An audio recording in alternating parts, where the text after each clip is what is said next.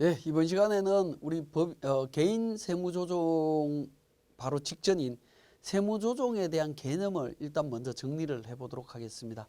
자, 세무조정이라고 하는 것은 기업회계와 세무회계의 차이를 조정하는 부분입니다.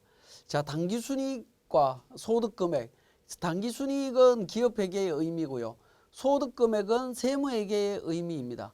그래서 거의 이 개념은 뭐 유사하다라고 일단은 보고요. 자, 손익계산서에서 계산이 됩니다. 기본적으로. 그렇지만 사업자의 자본인 자산에서 부채를 차감한 금액으로도 계산이 가능하다라는 겁니다. 당기순이익 계산이 어디에서 계산이 되느냐? 이 부분입니다. 자, 이 개념이 정확하게 잡혀야 우리가 세무조정을 할 때 손익계산서만 보고 할 거냐 아니면 재무상태표도 볼 거냐 이 개념이 나오게 됩니다. 자, 그러면 여기서 제가 질문을 하나 드리면 기말재고자산이 늘어나면 당기순이익은 늘어날 거냐 줄어들 거냐 하는 부분입니다. 자, 기말재고자산이 증가하면 당기순이익은 어떻게 될 거냐? 증가할 거냐 감소할 거냐 하는 부분입니다. 자, 이 질문에서 여러분들이 생각하실 때 이 질문은 굉장히 많은 질문을 받는 것 중에 하나이기도 하지만 항상 헷갈리는 부분이기도 합니다. 당기순이익이라고 하는 결과에 대한 포커스를 두고 찾는다라고 하면 여러분들은 손익계산서에서 답을 찾을 겁니다. 손익계산서에서 답을 찾지만 기말재고자산, 질문의 요지가 재고자산이었기 때문에 재고자산을 기준으로 답을 찾는다라고 하면 재무상태표에서 답을 찾게 됩니다. 즉 손익계산서에서 답을 찾게 되면 기말재고자산이 손익계산서에 매출원가에 영향을 미치니까 매출원가가 어떻게 되더라. 매출원가가 어떻게 되니까 당기순이익이 어떻게 된다. 이렇게 흘러갑니다. 근데 재무상태표에서 찾는다라고 하면 기말재고자산이 늘어나니까 당기순이익도 늘어난다. 결론은 늘어난다라는 겁니다. 증가하는 게 맞습니다. 그러면 당기순이익이 재고자산이 늘어나는데 왜 당기순이익이 늘어나느냐 하는 겁니다. 자, 그 부분은 자, 기말자산은 기말부채 플러스 기말자본으로 되어 있습니다. 그죠? 재무상태표 항목이죠. 재무상태표 항목이고요. 이 내용은 기말자산에서 기말부채를 빼면 기말자본이 됩니다. 기말자본이고요. 이 기말자본은 기말순자산이다라고 하는 거하고 동일합니다. 즉 기말자본, 즉 기말순자산은 어떻게 구성이 되냐면 기초자본 플러스 마이너스 자본의 인출될 수도 있고 들어올 수도 있겠죠. 그죠? 그 두 가지 플러스 마이너스. 그 다음에 당기순이익으로 구성이 됩니다.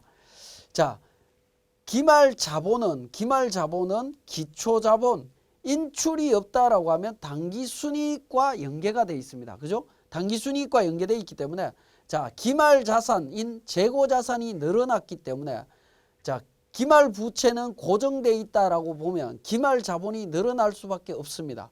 기말자본이 늘어난다. 즉 기말순자산이 늘어나는데 기초자본은 변동이 없겠죠. 그죠? 변동이 없습니다.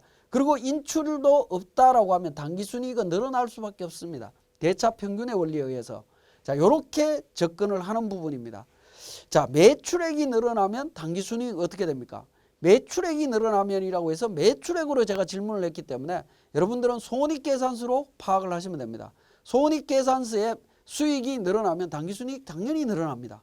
이건 굉장히 쉽죠. 그죠? 그렇게 자, 당기순이익은 손익계산서에서 찾을 수도 있지만 손익계산서에서 기본적으로 찾기도 하지만 자산부채에서도 당기순이익을 찾을 수도 있다라는 겁니다. 그죠? 이걸 반드시 기억을 하셔야 됩니다. 자, 그런 이유 때문에 우리가 세무조정을 할 때는 손익계산서에 의한 세무조정과 재무상태표에 의한 세무조정 둘 다 챙겨보셔야 된다라는 겁니다. 그래서 개인 세무조정을 진행하기 위해서는 여러분들이 결산한 재무제표, 즉 손익계산서와 재무상태표를 전체를 동시에 같이 보면서 세무조정을 하셔야 됩니다. 근데 많은 분들이 정리를 하면서 손익계산서와 관련되는 것은 많이 챙기는데 재무상태표에 대한 부분들은 많이 놓치고 있습니다. 많이 놓치고 있는데요. 실질적으로는 재무상태표도 같이 보고 세무조정을 진행을 하셔야 됩니다. 자, 그 내용이 우리 교재에 83페이지의 내용이 있습니다. 손익계산서 측면에서 세무조정, 재무상태표에서 세무조정 관련되는 부분이 있습니다. 수익 비용과 세무회계에서는 총수익금액 또는 필요경비라고 이야기를 하는데요. 이 금액과 서로 차이 나는 부분을 총수익금액 산입, 총수익금액 불산입 또는 필요경비 산입, 필요경비 불산입이라는 용어로 이야기를 하고 있습니다. 자, 이 용어들이 익숙해져야 소득세 쪽에 세무조정이 조금 더 쉽게 이해하실 수가 있습니다. 그래서 총수익금액의 개념, 그 다음에 총수익금액의 산입, 총수익금액 불산입, 필요경비 산입, 필요경비 불산입이라고 하는 개념들을 정확하게 이해하실 필요가 있습니다. 재무상태표에서도 마찬가지입니다. 기업회계에 의한 자산과 세무회계에 의한 자산의 차이를 조정하는 과정이다. 그렇게 보시면 됩니다. 자, 방금 말씀드렸듯이 세무조정의 개념인 총수익금액 산입, 총수익금액 불산입, 필요경비 산입, 필요경비 불산입이라고 하는 요 개념 정확하게 좀 이해하실 필요가 있고요. 정리를 하셔야 되고요. 자, 세무조정에는 결산조정과 신고조정 두 가지가 나옵니다. 두 가지가 나오는데 결산조정은 반드시 재무제표에 필요경비로 반영이 되어 있어야 됩니다. 반영되어 있어야만이 세무회계에서 인정을 한다라는 겁니다. 요 결산조정의 대표적인 항목이 감가상각비입니다. 감가상각비나 퇴직급여 충당금이나 대손충당금 뭐 이런 부분들입니다. 자, 이런 부분들인 결산조정으로 반드시 처리가 돼야 됩니다. 그렇지 않으면 세무회계에서 비용으로 인정이 되지 않습니다. 자, 그 다음에 신고조정은 결산서와 상관없이 소득금액 조정계산서에서만 반영해도 되는 조정입니다. 그러니까 우리가 소득세 신고할 때 그 부분을 반영해서 처리하면 된다라는 겁니다. 뭐 거의 대부분이 신고조정이라고 보시면 됩니다. 매출 누락했는 부분, 예를 들어서 매출이 결산조정이다라고 하면 손익계산서에 매출로 반영하지 않으면 과세를 못하는 문제가 나옵니다. 그러면 대부분 매출을 빼버리겠죠. 그죠? 그런 현상이 나오는데 신고조정은 누락을 했든 아니면 반영이 돼 있든, 반영이 돼 있으면 문제가 없지만 누락을 했다라고 하면 신고조정으로 세무조정을 통해서 반영한다라는 겁니다. 그런 개념으로 이해를 하시면 됩니다. 그래서 결산조정과 신고조정을 정리를 하셔야 되는데 우리 교재에 보면 결산조정에 대한 대표적인 항목들 있습니다. 감가상각비, 퇴직급여 충당금, 대손충당금, 파손부패의 사유로 정상가격으로 판매할 수 없는 재고자산의 평가손실, 그 다음에 그 세법상 송금으로 확정된 회수불능 매출채권에 대한 대손금 뭐 이런 부분들은 결산조정사항으로 되어 있습니다. 자, 신고조정사항은 결산조정사항 이외의 모든 내용들은 신고조정이다라고 보시면 되겠는데 소득세나 지방소득세, 환급금에 대한 총수익금액 불산입 조정이라든가 또는 국세지방세 과온합 환급금 이자, 부동산 임대보증금 등에 대한 총수익금액 산입 특례 이런 부분들, 그 다음에 동그라미 6번에 소득세 소득세의 필요경비 불산입 뭐 이런 부분들은 무조건 신고조정으로 세무조정을 하셔야 됩니다. 물론 신고조정 사항도 결산조정으로 처리할 수도 있습니다. 결산서에 반영을 했다라고 하면 정리가 되겠죠. 정리가 될 수 있습니다. 자, 그 다음에 결산재무제표상의 세무조정 항목 한번 확인해 보겠습니다. 자, 소득세 비용이라든가 벌금, 과료, 가산세, 자산평가 차익이나 평가 차손, 이자 수익 또는 외화 환산 손익, 유형자산 처분 손익 뭐 이런 부분들은 재무제표에 반영은 되어 있지만 우리가 소득세 세무조정을 할 때 별도의 세무조정 서식은 없습니다. 서식이 없기 때문에 우리가 재무제표에서 바로 세무조정을 해야 되는 사항들이다라는 겁니다. 잘 챙기셔야 되는데, 자, 이런 부분들 이제 우리 재무제표 내용을 보면서 챙기면 되는데요. 자, 여기서 하나 보실 거는 유형자산 처분 손익. 요거는 과거에 과세 제외로 되어 있었죠. 그죠? 과세 제외로 되어 있습니다. 다만 복식부기 의무자인 경우에는 유형자산에 대한 양도가액은 총수익금액에 산입을 하고요. 장부가액은 필요경비에 산입한다. 즉 총액법 기준으로 처리하도록 되어 있다라는 겁니다. 그래서 유형자산 처분 손익에 대해서 어떻게 정리할 거냐 하는 부분인데요. 기본적으로는 이 부분에 대해서는 일단은 먼저 총수익 금액 불산입이나 또는 필요경비 불산입.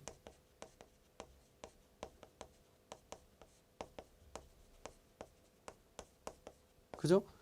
처분 이익이 나왔다라고 하면, 재무제표에 있다라고 하면 총수익 금액 불산입 처리를 하고요. 필요경비 처분 손실이 나왔다라고 하면 필요경비 불산입 처리를 합니다. 자, 이 세무조정을 한 후에 수익금액 조정 명세서,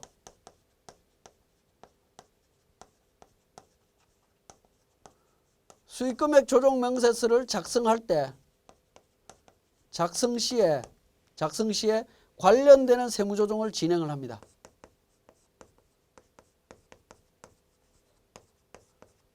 진행한다라고 이해를 하시면 되겠습니다. 그래서 소득세법에서는 기본적으로는 유형자산 처분손익이 과세소득에서 제외되기 때문에 우리 재무제표를 보면서 세무조정을 하실 때는 반드시 먼저 총수익금액 불산입이나 필요경비 불산입 세무조정부터 먼저 진행을 합니다. 먼저 진행을 하고 관련되는 내용에 대해서 총수익금액 산입과 필요경비 산입에 대한 내용은 우리가 수익금액 조정 명세서에서 다시 작성을 하시면 됩니다.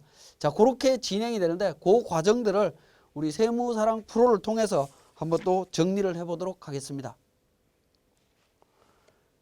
자, 교재 86페이지에 세무사랑 프로 운용 방법이라고 해서 내용이 나와 있는데요. 복식부기 의무자인 백두무역상사의 손익계산서 일부다라고 해서, 자, 우리가 손익계산서를 한번 확인을 해보겠습니다. 자, 손익계산서 매출액부터 쭉 내용이 나오는데 하단 부분으로 가게 되면 이자 수익이나 여기에 보면 유형자산 처분 손실까지 내용들이 나와 있습니다.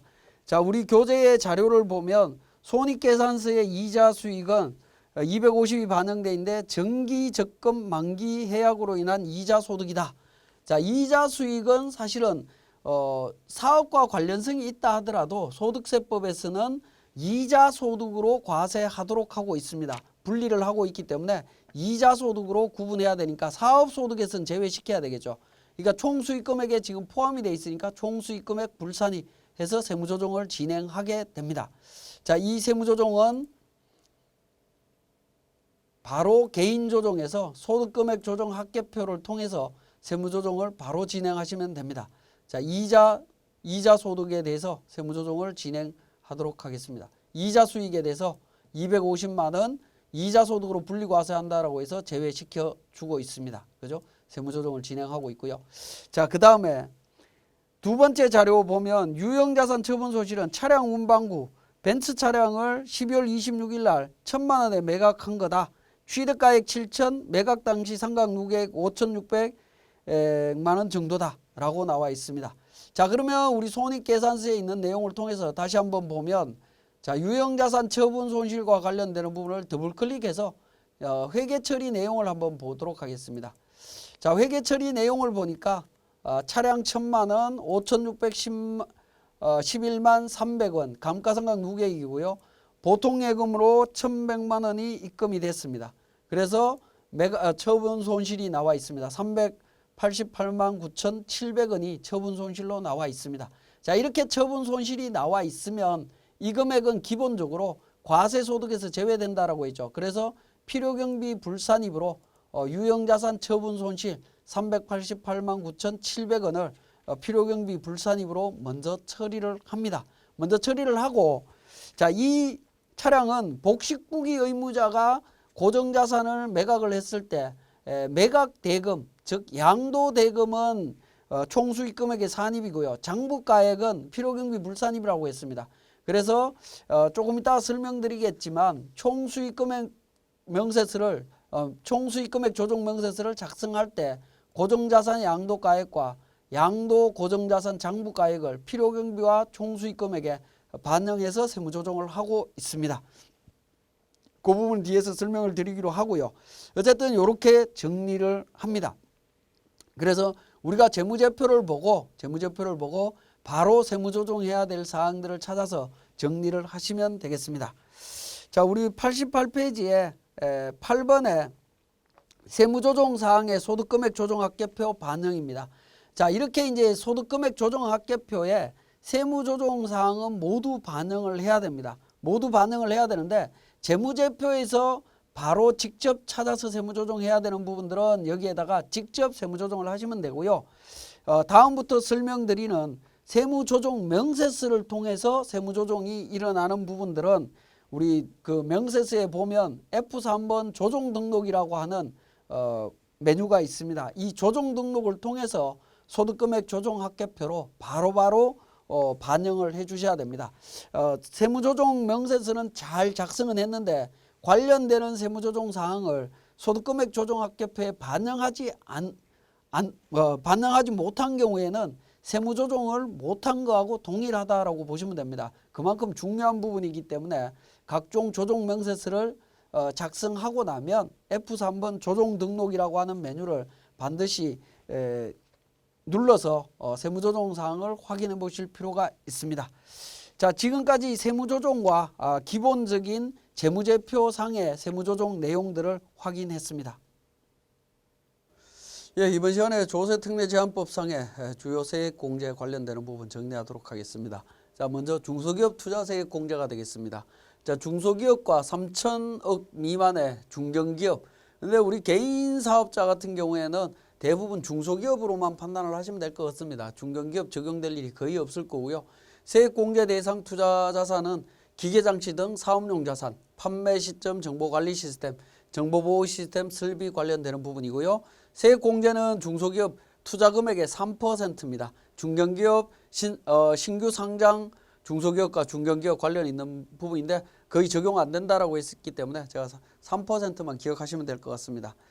자, 그 다음에 중소기업 투자세액 공제의 배제 부분입니다. 중견기업의 경우에는 고용인원이 감소하면 적용을 배제합니다. 중소기업은 고용이 감소해도 적용을 해줍니다. 수도권 과밀 억제권적에 대한 투자에 대한 세액 공제 배제되고 있다는 거 기억해 주시고요. 중소기업 투자세액 공제는 최저한세와 농특세가 과세된다라는 점 기억하셔야 되겠습니다. 자, 경력 단절 여성 재고용 기업에 대한 세액 공제입니다. 적용 대상은 중소기업과 중견기업이고요. 공제세액은 재고용 경력 단절 여성의 2년간 인건비에 대해서 30% 적용해 줍니다. 중견기업은 15% 적용해 주고 있고요. 자, 적용 시기를 한번 보면 18년도 1월 1일 이후에 재고용하는 경우부터 적용을 합니다. 그럼 이전에 재고용한 경우는 어떻게 되느냐는 건데 중소기업만 적용이 되고 10% 적용이 됩니다. 30% 적용되는 부분인데 10%, 과거에는 10%였다라는 거고요. 중견기업은 적용을 배제하고 있습니다. 그리고 내용을 경력 단절 여성에 대한 요건 규정도 다시 한번 확인을 하셔야 되겠죠. 그건 개별적으로 확인하시기로 하고 넘어갑니다. 자, 근로소득을 정대시킨 기업에 대한 세액 공제 부분에서 근로소득 정대 세액 공제 요건과 공제 부분부터 보시면 해당 연도의 평균임금 증가율이 직전 3개 연도 평균임금 증가율보다 같거나 크다라고 하면 상시 근로자 수와 또 직전 연도 상시 근로자 수가 같거나 커야 됩니다. 그래서 그 고용도 증대돼야 되고 평균임금도 증대됐을 때 직전 3년 평균임금 증가분의 5%, 중소기업은 20%, 중견기업은 10%를 적용해 주겠다. 세액공제 적용을 해줍니다. 직원 수도 늘어나고 근로소득도 증가됐다라고 하면 해주겠다라는 부분입니다. 자, 그 다음에 근로소득 정대세액공제 요건 및 공제액입니다. 중소기업의 세액공제 특례인데 특례가 적용이 될 수가 있는데 전체 중소기업 임금 증가율보다 크고 또 해당 연도 상시 근로자 수가 직전 상시 근로자 수보다 증가했을 때에는 우리 앞에서 적용했던 부분이 있었죠. 뭡니까? 요 세액공제, 기본적인 세액공제 대신 전체 중소기업의 평균 임금 증가분을 초과하는 임금 증가분의 20%를 세액공제해 주겠다라는 겁니다. 중소기업에 대해서는 이런 특례가 적용될 수가 있습니다. 자, 그 다음에 정규직 전환 근로자 임금 증가 세액입니다. 당해 연도에 정규직 전환 근로자가 있어야 되고요. 직원 수가 전체 상시 근로자 수가 증가해야 됩니다. 이런 경우에 정규직 전환된 근로자 임금 증가분의 5%, 중소기업은 20%, 중견기업 10%입니다.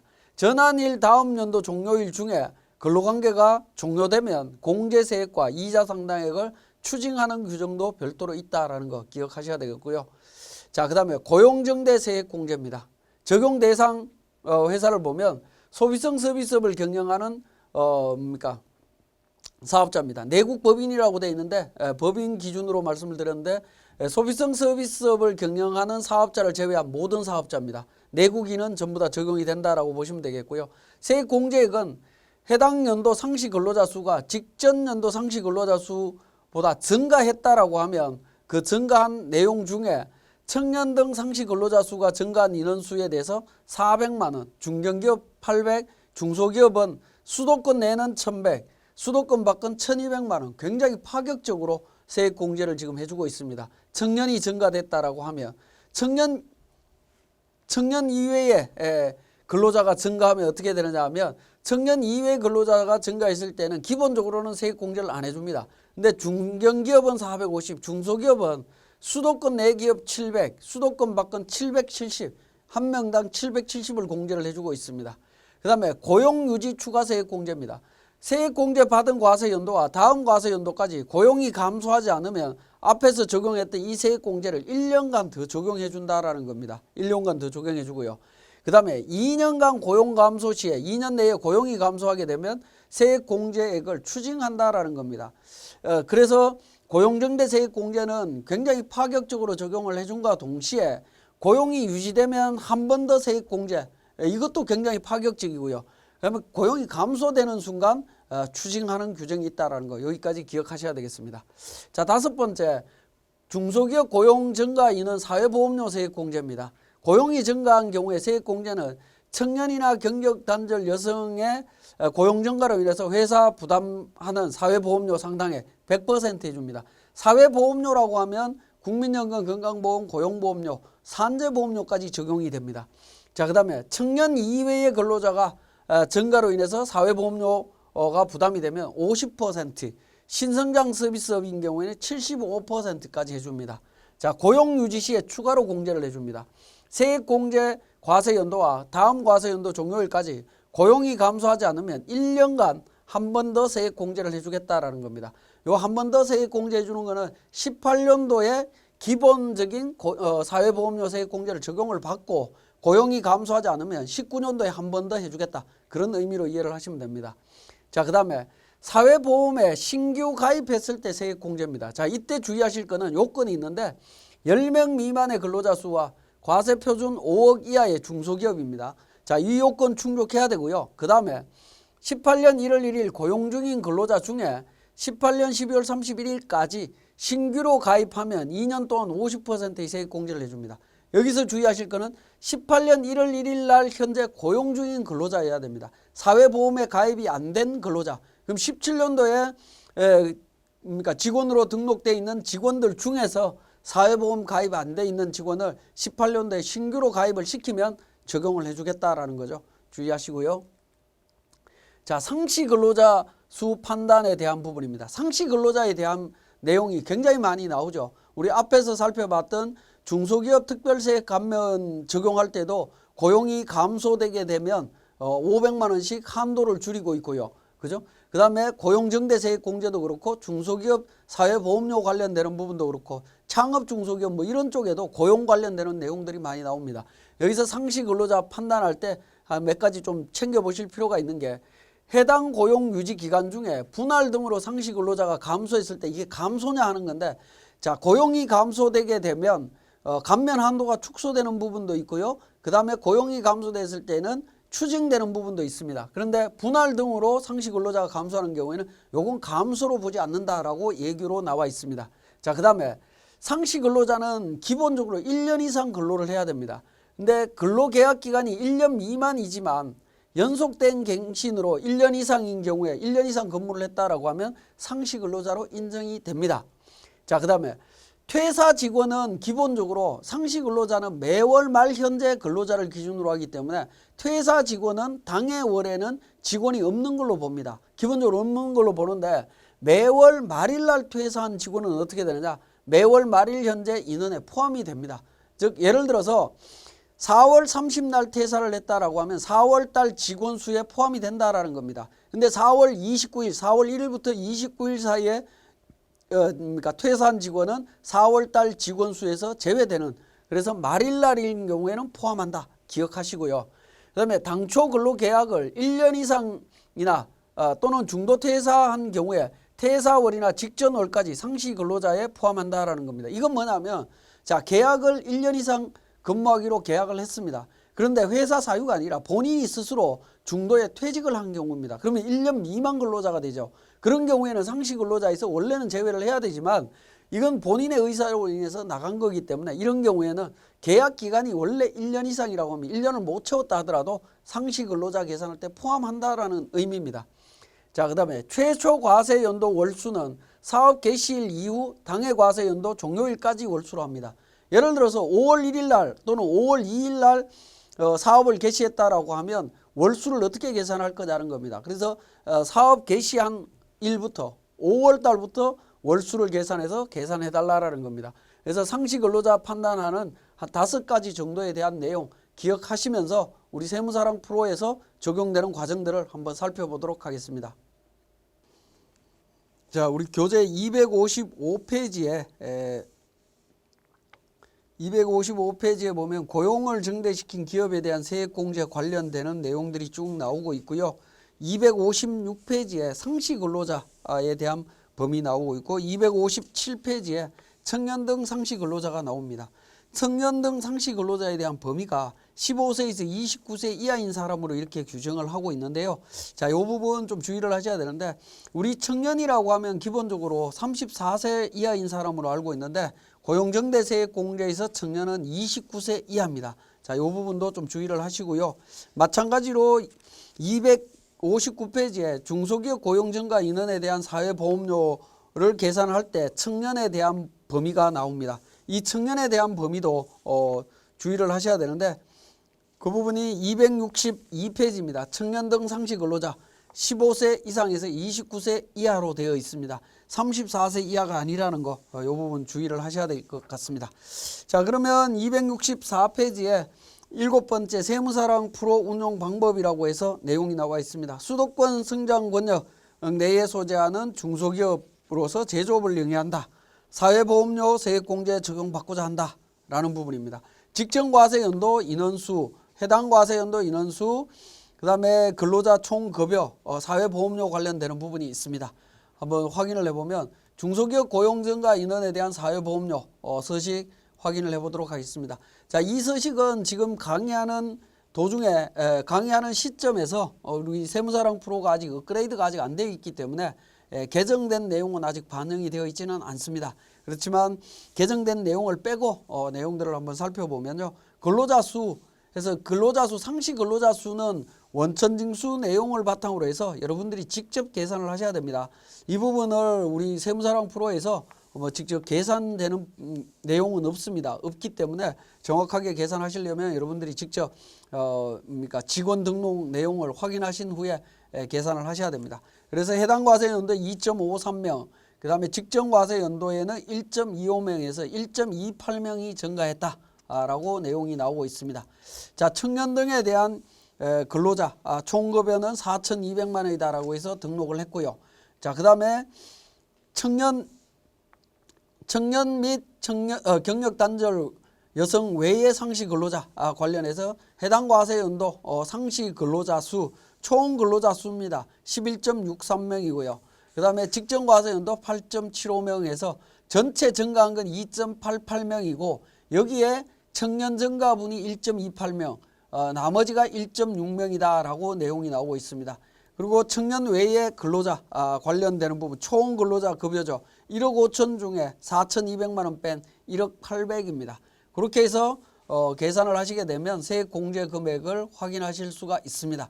자, 여기에서 주의하실 거는 상시 근로자 수를 계산하는 부분도 주의를 해야 되는 부분이고요. 상시 근로자 수를 계산하는 방식은 우리 교재에 정리가 되어 있는데 263페이지에 보시면 상시 근로자 수는 해당 과세 연도의 개월 수분에 해당 과세 연도의 매월 말 현재 상시 근로자 수의 합으로 한다. 청년도 마찬가지 이런 개념으로 월말 기준으로 계산한다라고 이해를 하시면 되겠고요.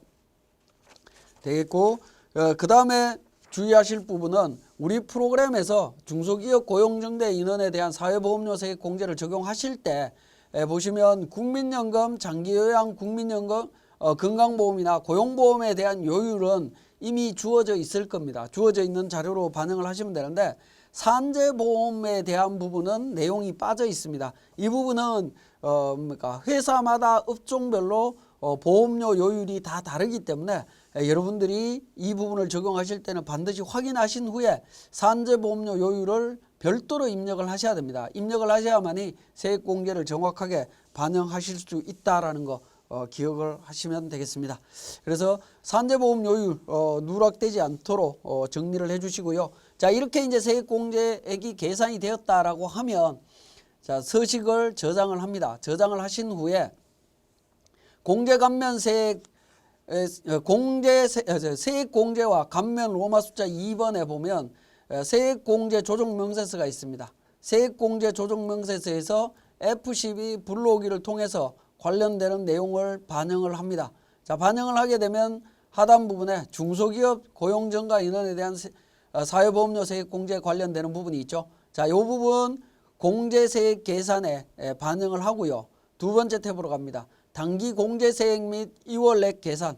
단기 공제 부분에서 7번 9분에 중소기업 고용정가 인원에 대한 부분을 F2 팝업창을 통해서 반영을 해줍니다. 그리고 2018년도에 공제할 세액에서 단기분을 289만 9,192원을 반영을 합니다.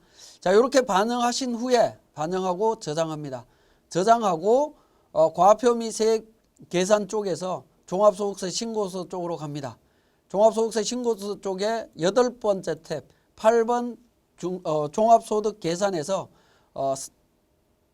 분홍색 네모 3번 있죠. 세액공제 명세서가 있습니다. 명세서. 여기에서 F7 세액공제 입력란이 있습니다. 자, 세액공제 입력란에 하단 부분에 보시면 F8 세액공제 조회라고 있죠. F8 세액공제 조회를 누르게 되면 중소기업 고용정가 인원에 대한 세액공제가 나올 겁니다. 자, 이 부분을 적용을 해주시면 하단 부분에 중소기업 관련되는 부분이 반영되어 있는 것을 확인하실 수가 있습니다. 자, 이렇게 세액공제 서식을 작성하고 나면 세액공제 조정 명세서를 통해서 우리 종합소득세 신고서까지 연결되는 과정을 정리를 했습니다. 자, 여기까지 조세특례제한법상의 주요 세액공제 내용이었습니다. 예, 이번 시간에는 연구인력 개발비 세액공제 관련되는 부분 정리하도록 하겠습니다. 자, 교재는 267페이지입니다.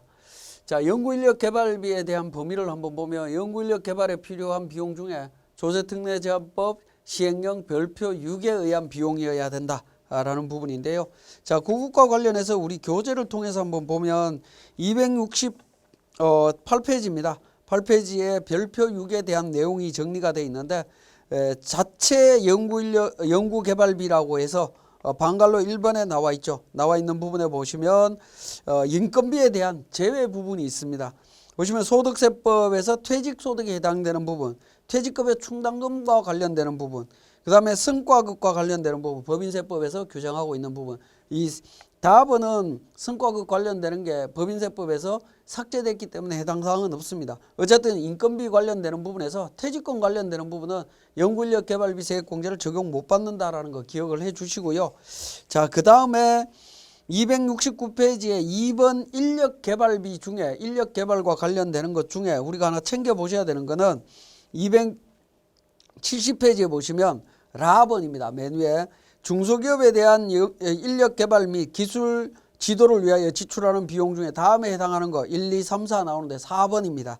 중소기업 인력 지원 특별법에 따라 중소기업 핵심 인력 성과 보상 기금에 납입하는 비용, 성과 보상 기금에 납입하는 비용, 이 비용이 뭐냐면 우리 쉽게 말씀드리면 여러분들 들어보셨는지 모르겠지만 내일 채움 공제라고 하는 제도입니다. 내일 채움 공제에 가입을 한 경우에는 납입한 금액에 대해서 업종과 상관없이 전액 다 연구인력 개발비 세액 공제를 적용받을 수 있습니다.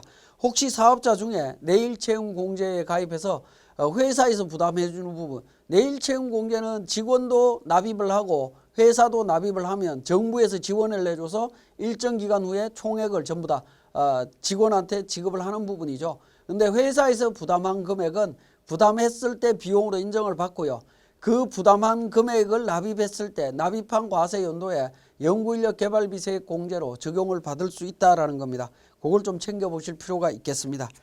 자, 그 다음에 272페이지에 기업부설연구소 및 전담부서 검색은 한국산업기술진흥협회에서 가능합니다. 인터넷상으로도 확인을 할 수 있다라는 거고요. 동그라미 5번에 연구소 인정을 받기 전이거나 인정이 취소된 후에 연구개발전담부서로 인정받은 때까지 발생한 비용은 세액공제 적용을 받을 수가 없습니다. 그 부분 좀 주의를 하시고요. 자, 세액공제액에 대한 부분입니다. 세액공제액은 신성장 연구개발, 원천기술 연구개발 세액공제에 관련되는 부분인데요. 가와 나를 합친 건데 기업 유형별로는 중소기업은 30%, 그 밖에는 20%입니다. 코스닥 상장 중견기업은 25% 적용해주고 있고 납은 둘 중에 작은 금액인데 관련되는 수익 금액의 3배수입니까? 그 관련되는 수익 금액에서 신성장 연구개발비 관련되는 부분이 차지하는 비율의 3배수하고 10% 또는 15% 둘 중에 작은 비율을 합쳐서 적용해 주겠다라는 겁니다. 예를 들어서 중소기업이고 10%가 적용이 된다라고 하면 40%를 해주겠다라는 그런 의미로 이해를 하시면 됩니다. 자, 그 다음에 일반 연구인력 개발비에 대한 세액 공제 금액은 1과 2 중에 선택입니다.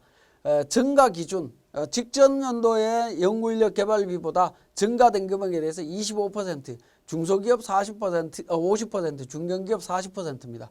근데 단기 발생액 기준 세액 공제는 중소기업 25%, 중소기업 이후의 기간별로 15%에서 8%, 그 다음에 비중소기업은 0에서 2%까지 세액 공제율을 적용을 해주고 있습니다.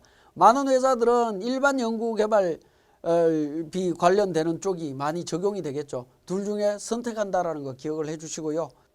예, 그러면 우리 연구인력 개발비 세액 공제 관련해서 우리 세무사랑 프로를 통해서 정리해 보도록 하겠습니다. 교재는 275페이지입니다. 세무사랑 프로 운영 방법이라고 해서 관련 자료가 나와 있습니다. 일반 기술 개발을 위한 인건비 1,000만 원 지출됐고 손익계산서에 경상연구개발비로 반영되어 있다.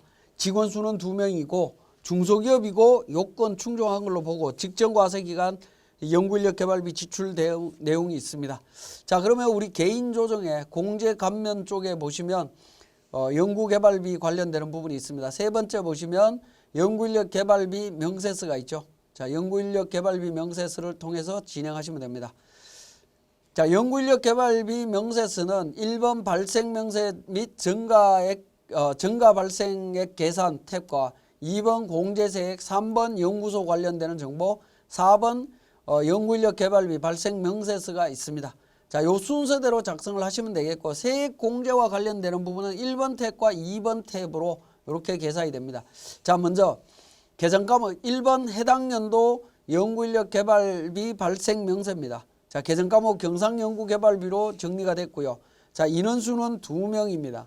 자, 금액은 우리 자료에서 1,000만 원 지출됐다라고 나와 있습니다. 인건비 정리했고, 자, 자체 연구개발비나 뭐 이런 부분들은 자료가 있으면 그러니까 재료비라든가 기타 관련되는 부분은 자료가 있으면 정리하시면 됩니다. 없으면 그냥 무시하시고요. 우리 자료에서는 그 내용이 없습니다. 자, 중소기업에 해당이 된다라고 했었고 우리 교재 자료에는 직전 4년간 연구개발비 지출 내역이 있습니다. 17년도부터 800만 원, 600만 원, 500, 700까지 지출이 되어 있습니다. 그래서 증가 지출 금액은 200만 원입니다. 기본적으로 직전 연도 800만 원 기준으로 200만 원 증가를 했기 때문에 200만 원으로 이렇게 이해를 하시면 됩니다. 자, 그리고 이제 두 번째 탭으로 가서 공제세액으로 갑니다. 그러면 당해 연도에 1,000만 원 지출된 거에 25%와 증가 금액에 50% 적용해서 세액 공제는 둘 중에 큰 금액을 적용을 할 겁니다. 일반적으로. 그러면 250만 원이 설정이 될 거고요.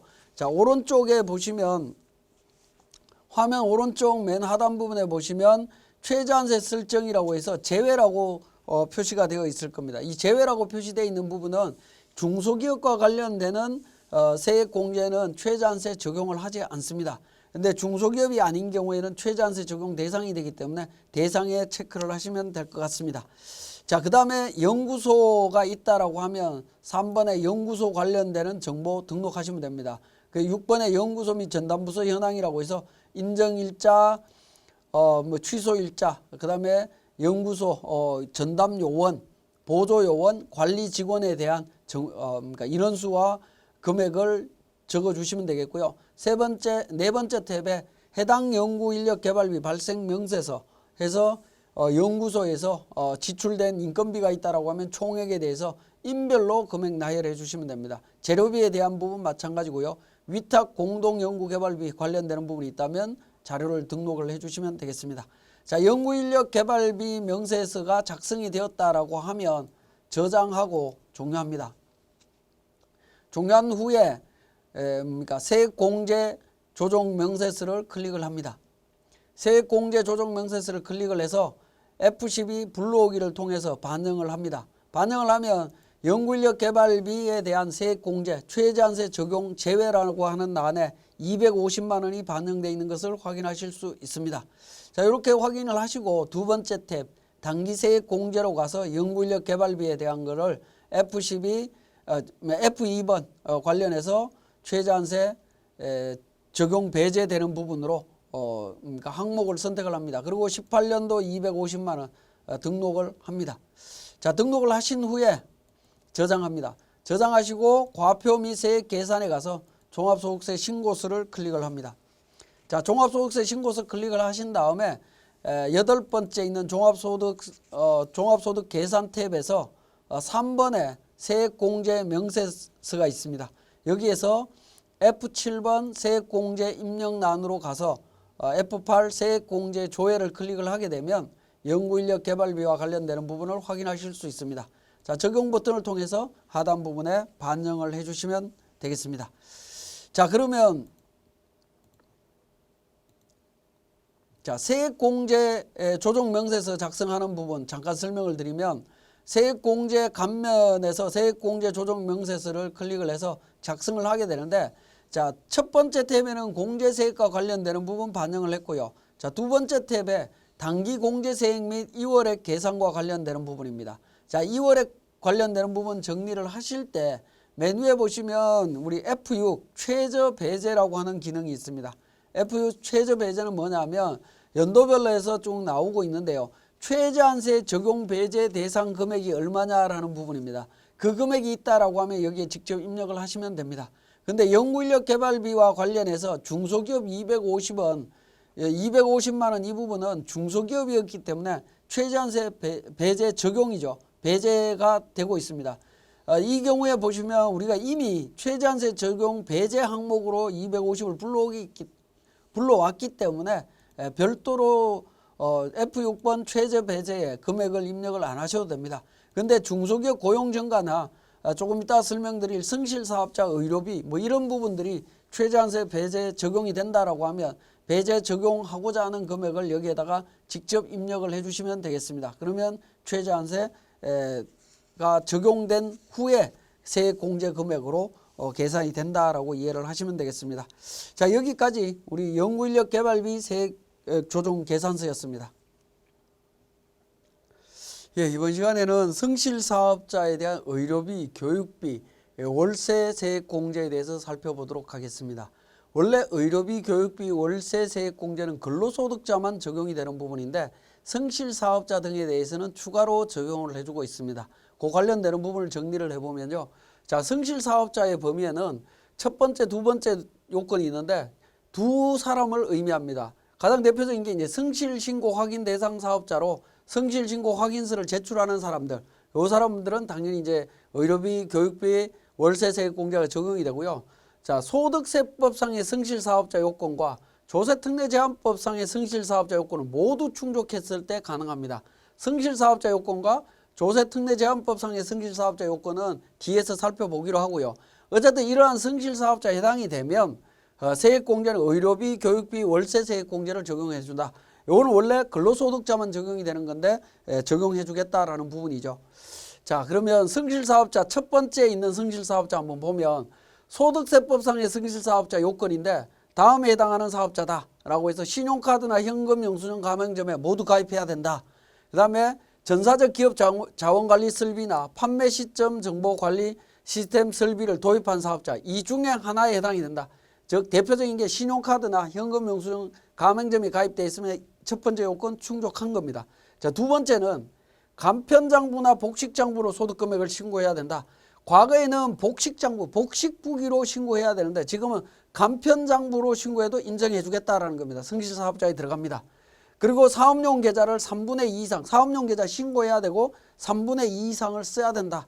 이 요건들이 충족이 되면 우리는 소득세법상의 성실사업자에 해당이 됩니다. 자, 그 다음에 조세특례제한법상의 성실사업자는 직전 3개 과세기간의 연평균 수익금액의 50%를 초과해야 됩니다. 자, 과거에는 직전 3개 연도에 90%를 초과해야 되는데 지금 경기 상황들이 굉장히 안 좋기 때문에 50%로 규정을 하고 있습니다. 그 다음에 해당 과세기간 개시일 현재 2년 이상 계속 사업을 경영해야 된다. 2년 이상 계속 사업입니다. 과거에는 3년 이상으로 돼 있었죠. 그래서 2년 이상이기 때문에 개시일로부터 2년 이상이기 때문에 17년도, 16년도 2년을 채워야 됩니다. 그러면 16년 1월 1일 이전에 즉 사업자 등록증은 15년도에 사업자 등록증이 나오면 됩니다. 그런 경우에 적용을 받을 수 있다. 그 다음에 납부기한 종료일 현재 국세의 체납 사실 등이 없어야 된다. 뭐 이런 요건들이 갖춰지면 조세특례제한법에 의한 성실사업자로서 의료비, 교육비, 월세 세액공제를 적용받을 수 있습니다. 자, 그 다음에 세액공제 구체적인 내용으로 들어가면 의료비 세액공제입니다. 의료비 세액공제나 교육비나 또는 월세 세액공제는 근로소득세법에서 근로소득자한테 적용하는 의료비, 교육비, 월세 세액공제와 내용은 동일합니다. 자, 65세 이상 장애인 의료비, 난임 시술비 같은 경우에는 그 공제 금액을 기준으로 해서 공제 금액을 찾고요. 그 다음에 본인 등 의료비와 난임 시술비 외의 의료비에 대해서 공제 금액을 찾습니다. 이 부분은 똑같습니다. 똑같은데 우리가 기억을 해야 될 부분은 근로자인 경우에는 어떻게 돼 있죠? 사업소득 금액의 3% 초과하는 금액으로 되어 있습니다. 그죠? 사업소득 금액의 3%고요. 위에서 제가 총급여라고 이렇게 표현을 하고 있는데 근로소득은 총급여지만 사업소득 금액의 3%입니다. 3% 초과한 금액에 대해서 공제를 해주고 있다라고 보시면 되겠습니다. 자, 그러면 이렇게 공제액을 찾으신 후에 세액 공제 금액은 어떻게 되느냐 하면 자, 의료비 세액 공제는 공제 금액에 기본적으로 15% 적용을 해주고 있죠. 공제 금액의 15%입니다. 15% 세액 공제를 해주고 있고요. 난임 시술비에 대한 부분은 공제율이 20%다라는 거, 이 부분 기억하시면 되겠습니다. 그래서 우리 내용에 공제율이 지금 빠져 있는데 공제율을 이렇게 적용하시면 되겠습니다.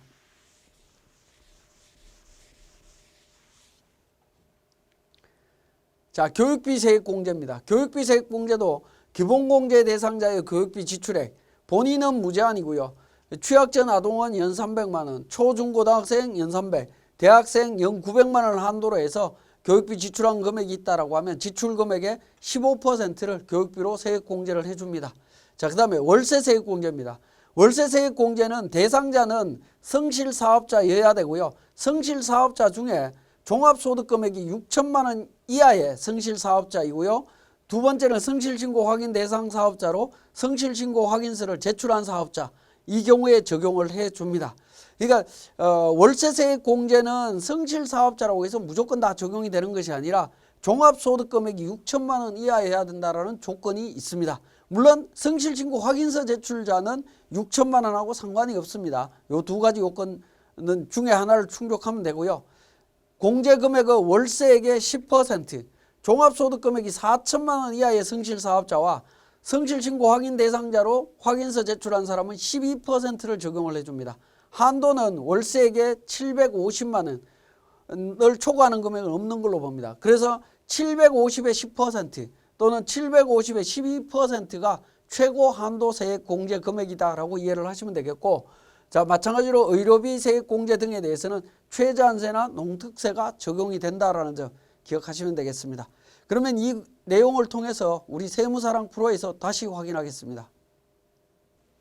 자, 교재 282페이지 세무사랑 프로 운용 방법에서 있습니다. 승실사업자 등의 의료비에 대한 세액 공제는 공제에 대해서 의료비 지급 명세서, 교육비 납입 증명서 작성해야 된다라고 나와 있는데요. 자, 기본적으로 작성하시는 부분은 성실신고 확인 제도 밑에 보시면 교육비 납입 증명서와 의료비 지급 명세서가 있습니다. 여기에서 교육비 납입 증명서 관련해서 기본공제 대상자 기준으로 해서 교육비 납입 금액들을 쭉 정리를 하시면 됩니다. 요 등록을 해주시면 되겠고요. 마찬가지로 의료비 지급 명세서도 마찬가지입니다.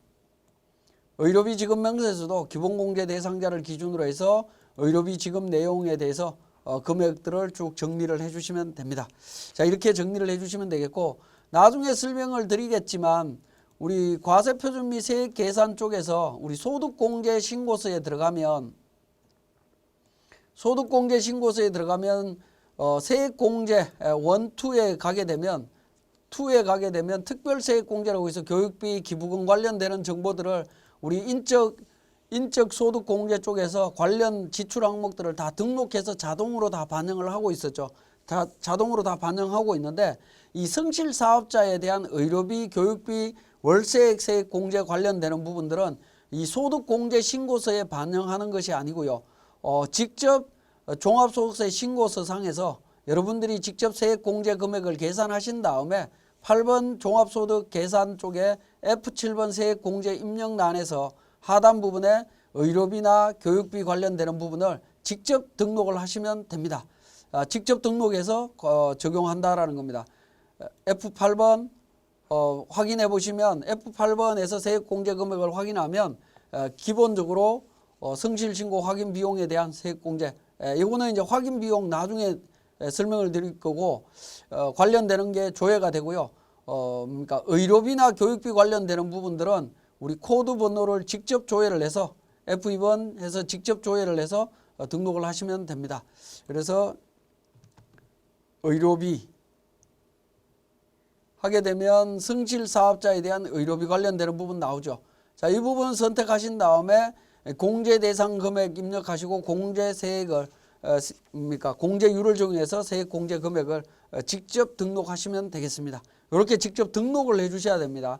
우리 근로소득자의 경우에 교육비, 의료비 이런 부분들은 별도의 서식에 의해서 세액이 계산이 되지만 성실사업자 의료비, 교육비, 월세에 관련되는 부분은 별도로 계산되는 것이 아니라 여러분들이 직접 계산해서 적용을 하는 거다라고 이해를 하시면 되겠고요.